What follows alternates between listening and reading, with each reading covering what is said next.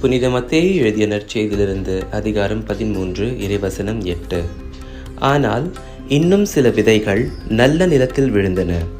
அவற்றுள் சில 100 மடங்காகவும், சில 60 மடங்காகவும், சில 30 மடங்காகவும் விளைச்சலை கொடுத்தன.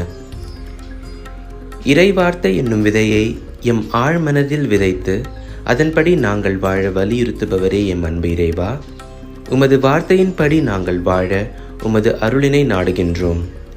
எங்களது உள்ளத்தில் விதைக்கப்பட்ட இறைவார்த்தை என்னும் விதையை நாங்கள் பலனளிக்கும் வகையில் பலுகி பெருகவும் 100 மடங்கு நல்ல விளைச்சலை கொடுக்கவும் தேவையான அருள் வரங்களை தந்தருளும். ஆமென்.